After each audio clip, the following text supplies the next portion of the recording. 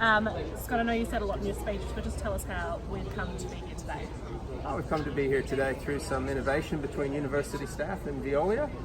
The university is a large power consumer, and we are looking for ways to reduce our carbon emissions and be a more efficient user of that power. So the university spent some time looking at how much power it uses in the air conditioning of the university, whether a more efficient approach to providing that air conditioning could be taken.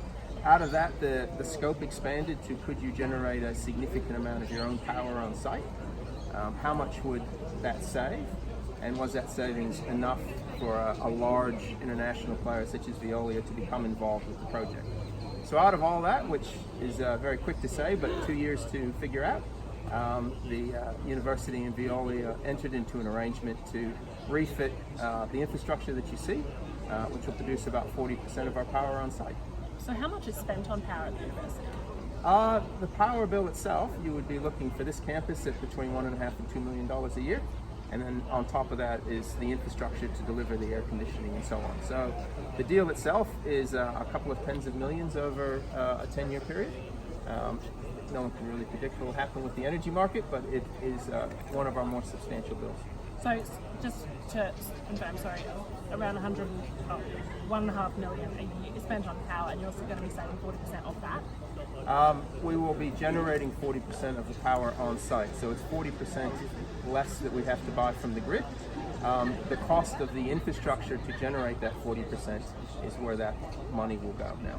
So when do we think we'll sort of even out then? 10 years? So financially, the financial arrangements with Veolia cease at the end of 10 years, and all of the infrastructure comes to the university. Fantastic. And you were saying you were trying to make up the rest of the 60%. How do you plan to do that? Well, Veolia and the university are looking at things such as some of the state government initiatives to see whether there would be the possibility of accessing some funding to help establish some more infrastructure.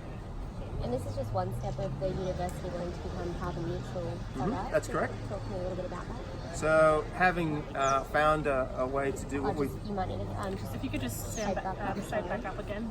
Yes. Sorry. If you just... Yeah, okay. Yeah, So having been successful in this arrangement, the university is building a new campus at Moreton Bay.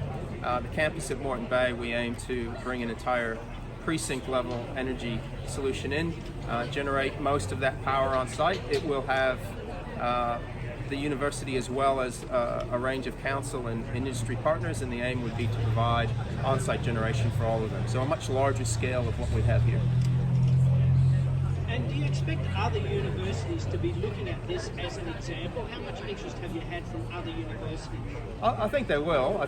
So yes, I think this will become an example not just for universities but for other large consumers. Veolia will push forward and arrange those partnerships. We have amongst the university facilities managers a really great information exchange network. We have a lot of universities visit us. The more universities that can generate their own on-site power, the better for the country. Yeah, cool. Thank you so much.